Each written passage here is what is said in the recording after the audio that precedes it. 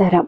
సమస్త సాయి భక్తులందరికీ నమస్కారం అండి. అందరూ ఎలా ఉన్నారు? అందరూ కూడా బాబా గారి దయవలన ఎప్పుడు ఆనందంగా ఆరోగ్యంగా ఉండాలని, మీరు కోరిన కోరికలన్నింటినీ కూడా బాబా గారు తీర్చేయాలని మీ తరపున నేను కూడా బాబా గారిని మనస్ఫూర్తిగా కోరుకుంటూ ముందుగా బాబా గారి పాద పద్మాలకైతే ఒక్కసారి నమస్కరించుకొని ఇళ్ళకైతే వెళ్ళిపోదాం.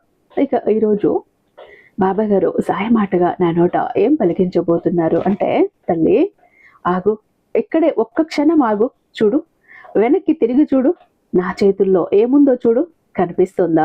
ఐశ్వర్యపు మూట. ఇది నీ కోసమే. నీ తలరాత మార్చాలని, నీ అదృష్టాన్ని తిరగరాయాలని, నీ కష్టాలను కన్నీళ్లను దూరం చెయ్యాలని ఈరోజు పరుగు పరుగున ఈ ఐశ్వర్యపు మూట తీసుకొని నీ కోసం పరిగెత్తుకుంటూ వస్తున్నాను. అయితే ఆలస్యం చెయ్యకు, వెంటనే అందుకో. ఎందుకో తెలుసా? దీనిని లాక్కోవాలని చాలా మంది ప్రయత్నిస్తున్నారు, నా వెంట పడుతున్నారు, ఆశగా తిరుగుతున్నారు, ఎదురు చూస్తున్నారు, ఎన్నో పథకాలు కూడా వేస్తున్నారు. వచ్చి త్వరగా అందుకో తల్లి. ఆలస్యం చేశావంటే ఇందులో ఉన్న ఐశ్వర్యం కాస్త మాయమైపోయి బూడిద మిగులుతుంది. ఆ తర్వాత ఇప్పుడు నీ జీవితం ఎలా ఉందో అలానే జీవితాంతం కూడా కష్టాలు కన్నీళ్లతో బ్రతికేయాల్సి వస్తుంది. కాబట్టి అలాంటి స్థితి నా బిడ్డకు రాకూడదని ఈ ఐశ్వర్యపు మూట నీ దోసిట్లో పెట్టాలని, నీ జీవితంలో ఐశ్వర్యాన్ని నింపాలని, కాసుల వర్షాన్ని ధన వర్షాన్ని కురిపించాలని ఈరోజు సాయి పనిగట్టుకుని మరి పరుగు పరుగున వచ్చేస్తున్నాడు. తల్లి నిర్లక్ష్యం చెయ్యకు, నెట్టెయ్యకు, తోసిపుచ్చకు, జాగ్రత్త. ఈ అవకాశం మళ్ళీ రాకపోవచ్చు. ఆ తర్వాత నువ్వు ఎంత కోరుకున్నా కూడా నీ దరి దాపుల్లో కూడా రాకపోవచ్చు, జాగ్రత్త అంటూ బాబా గారు ఈరోజు ఒక నిగూఢ అర్థం దాగి ఉన్న ఒక హెచ్చరికతో కూడిన సందేశంతో వచ్చారండి. బాబా గారి మాటలు వెనుకున్న అర్థం పరమార్థం తెలియాలంటే ఖచ్చితంగా వీడియోని ఎక్కడా స్కిప్ చేయకుండా మిస్ చేయకుండా చివరి దాకా చూడాల్సిందే. వీడియో నచ్చినట్టయితే మీ ఫ్రెండ్స్కి ఫ్యామిలీ మెంబర్స్కి తప్పకుండా షేర్ చేయండి. మన వీడియోకి ఒక చిన్న లైక్ ఇచ్చేసి మన ఛానల్ని ఫస్ట్ టైం చూస్తున్నట్లయితే ఛానల్ని సబ్స్క్రైబ్ చేసుకొని మీ సపోర్ట్ నాకు అందివ్వండి. అదే చేత హైప్ కూడా చేస్తారని ఆశిస్తూ భావిస్తూ ఉన్నాను. ఇక కామెంట్ బాక్స్లో ఓం సాయిరామ్ అంటూ టైప్ చేసి పెట్టి వీడియో చూడటం మొదలు పెట్టండి.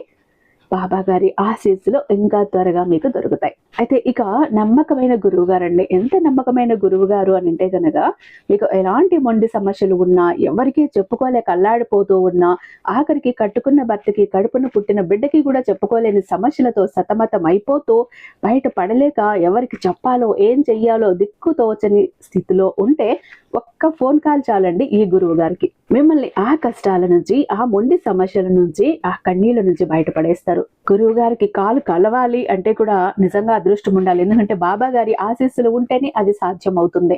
మీ కష్టాలు తీరే రోజు వచ్చింది అన్నప్పుడు గురువు గారు గురించి మీ కంట పడుతుంది, చెవిన పడుతుంది, మీకు కాలు కలుస్తుంది.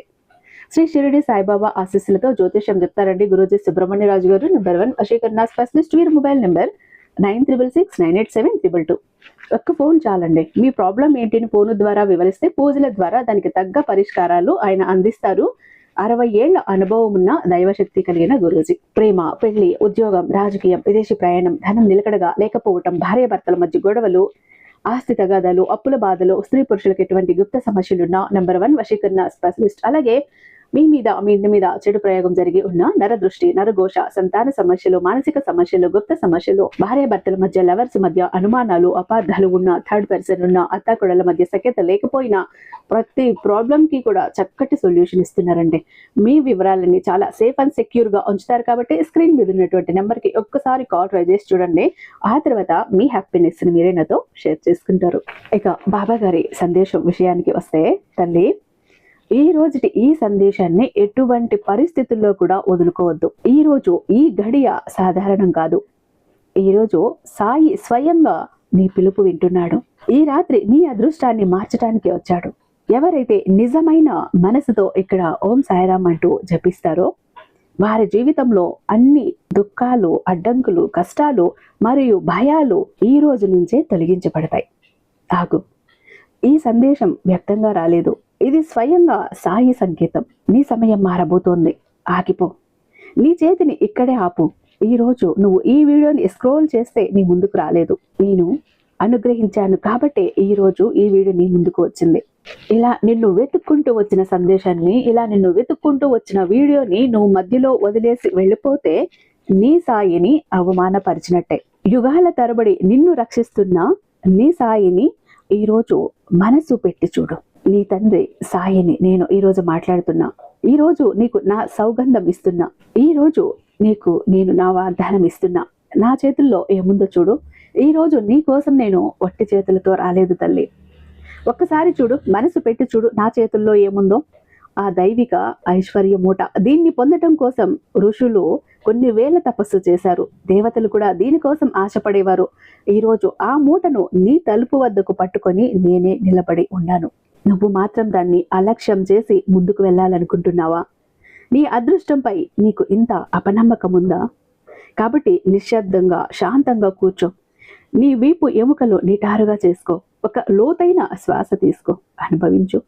గాలిలో ఒక విచిత్రమైన బరువు అనిపించటం లేదా? నీ చుట్టూ ఎవరో ఉన్నట్లు అనుభూతి కలుగుతోందా? అది నేనే, నీ సాయిని. నీ గది మూలలో నిలబడి నిన్ను చూస్తున్నా. నువ్వు చాలా కన్నీళ్లు కార్చావు. నీ కన్నీళ్లను నేను లెక్కించాను. రాత్రి పొడవునా కూడా దిండు ముఖంలో దాచుకొని ఏడుస్తావు కదా. ఖాళీ జోబులు తడుముకుంటూ ఆకాశం వైపు చూసి అడుగుతావు కదా, నా సమయం ఎప్పుడు వస్తుంది బాబా అంటూ. దుకాణాల్లో వస్తువుల ధరలు చూసి నీ మనసును చంపేసుకుంటావు కదా. నీ పిల్లల కోరికలు తీర్చలేకపోతున్నందుకు నిన్ను నువ్వే తిట్టుకుంటావు కదా. నీ ఈ తపన, నీ ఈ అసహాయత నేను చూడలేకపోతున్నా తల్లే. ఈ తండ్రి గుండె చీలిపోయింది నిన్ను ఆ స్థితిలో చూసి. కాబట్టి ఈరోజు నేను నియమాలను బద్దలు చేశాను. ఈరోజు నేను విధి విధానాన్ని మార్చేశాను. ఈరోజు బలవంతంగా, అవును, ఈ మూట నీ చేతికి ఇవ్వటానికే నేను నీ ముందుకు వచ్చాను. ముందు నీ మాటలను నేను కడగాలి. ఈ రోజు నువ్వు నాతో ఒక మహా సంకల్పం తీసుకోవాలి. మనసులోనే నాతో పాటు చెప్పు, సాయి, నీ వాగ్దానం నేను తీసుకుంటున్నాను. ఈ రోజు నుంచి నన్ను ఎప్పుడూ కూడా తక్కువ అని అనుకోను. నేను ఎందుకంటే నీ వాగ్దానం తీసుకున్నాను. ఐశ్వర్యాన్ని గౌరవిస్తాను. నీ మాటని గౌరవిస్తాను. నీ ఆశీర్వాదాన్ని తీసుకున్నాను. నీ ఐశ్వర్యపు మూటను నేను అందుకున్నాను.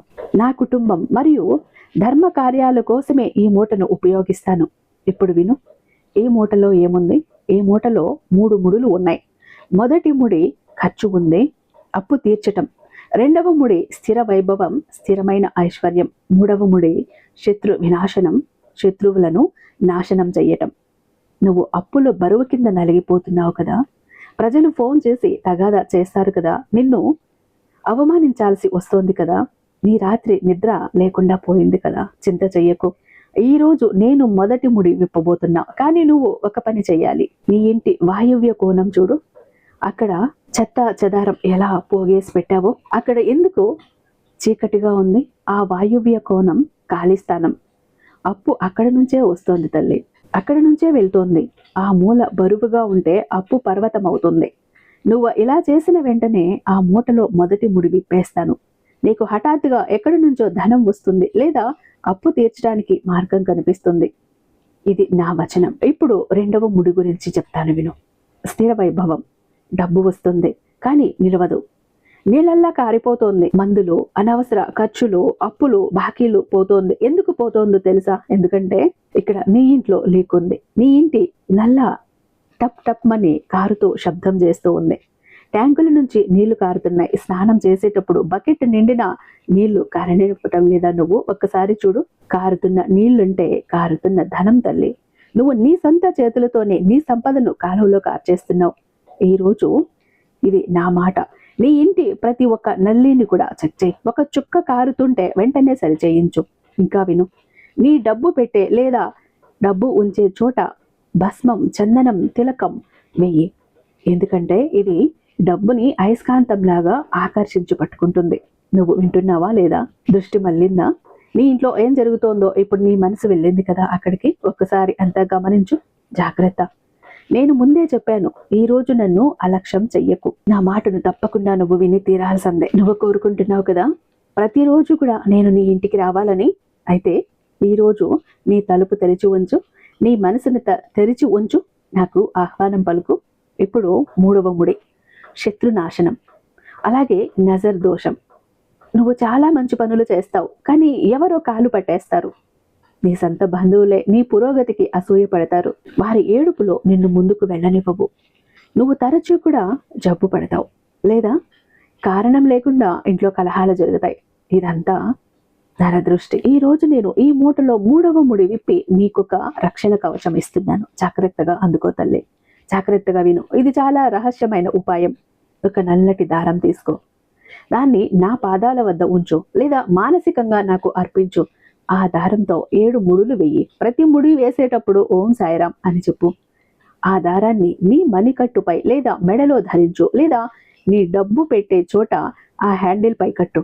ఇది సాధారణ దారం కాదు, ఇది నా ఒక ఆయుధం, నా ఒక రక్షణ కవచం.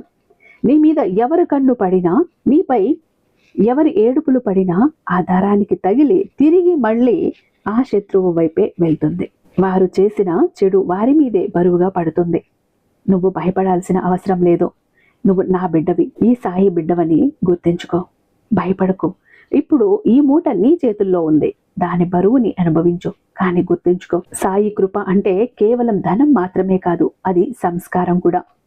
నీ ఇంట్లో పెద్దలకి గౌరవం ఇవ్వకపోతే, నీ అర్ధాంగని, నీ భార్యని అపశబ్దాలు పలికితే, నీ తల్లిదండ్రులను బాధ పెడితే విను, ఈ మూట చీలిపోతుంది. దాని నుంచి ధనం కాకుండా బూడిద వస్తుంది. నేను ఆ ఇంట్లో ఒక్క క్షణం కూడా నిలవను. అక్కడ స్త్రీ కళ్ళల్లో కన్నీళ్లు ఉంటాయి. ఈ రోజు నా వాగ్దానం తీసుకో. నువ్వు నీ ఇంటి మహిళను గౌరవిస్తావు, నీ మాటల్లో మధురత తెస్తావు, అరవటం కేకలు వేయటం మానేస్తావు.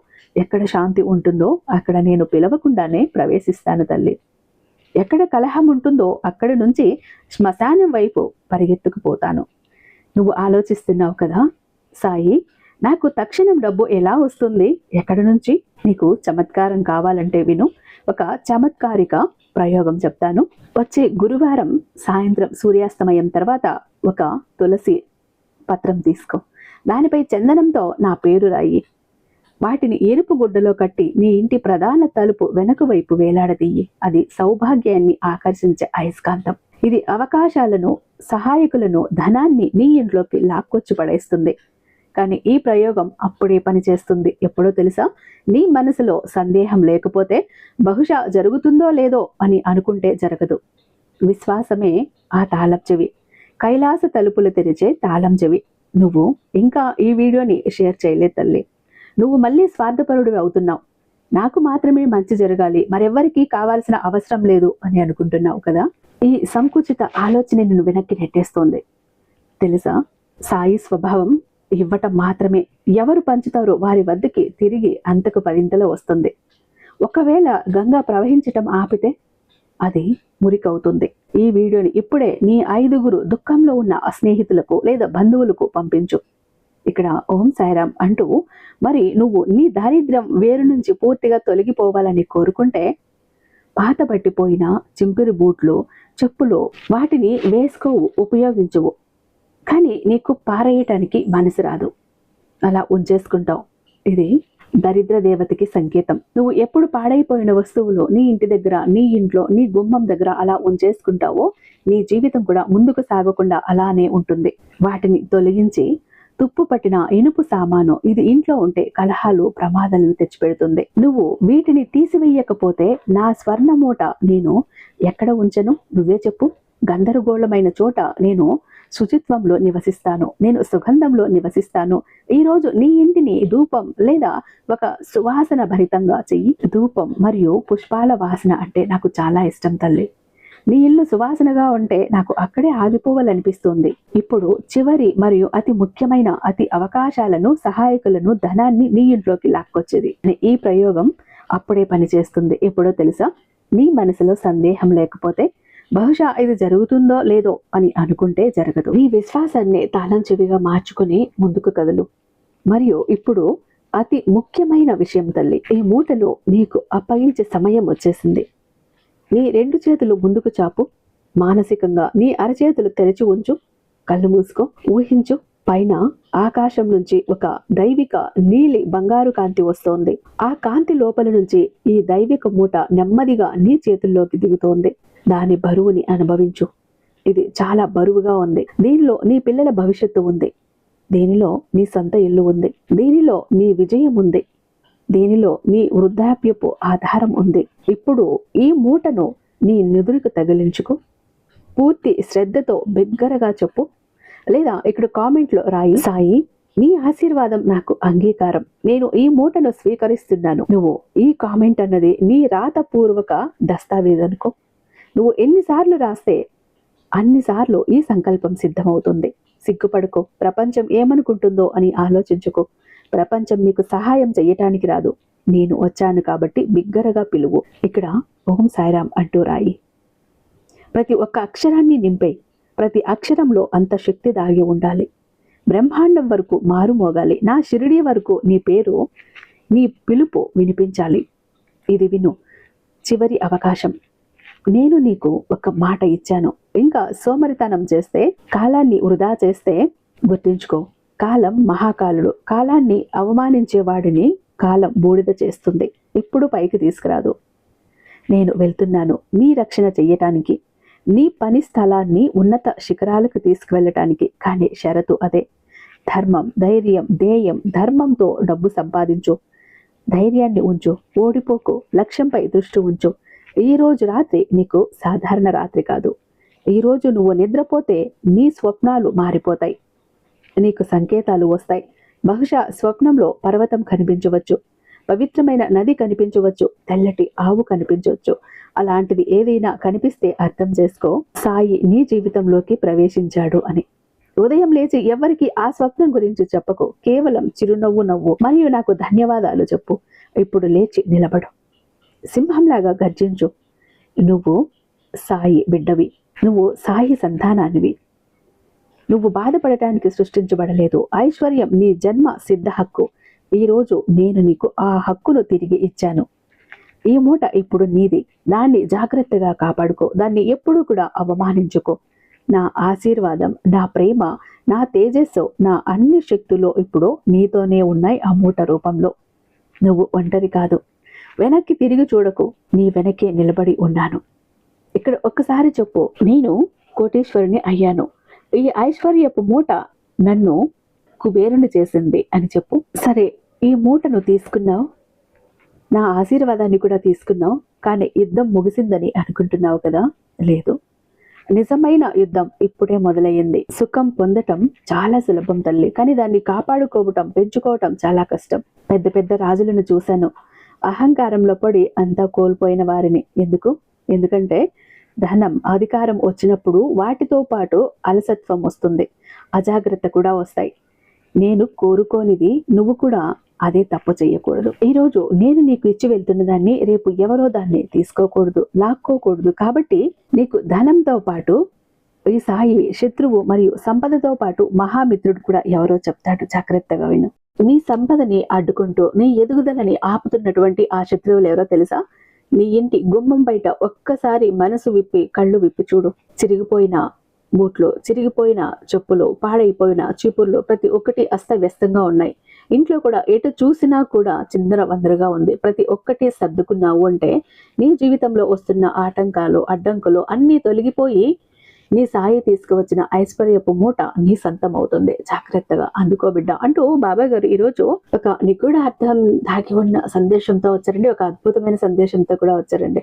ఐ హోప్ ఈ వీడియో మీకు నచ్చో ఉందని భావిస్తున్నాను. రేపు మరొక మంచి వీడియోతో మీ ముందుంటాను. అంతటిదాకా సర్వేజన సుఖినో భవంతు. ఓం సాయిరాం.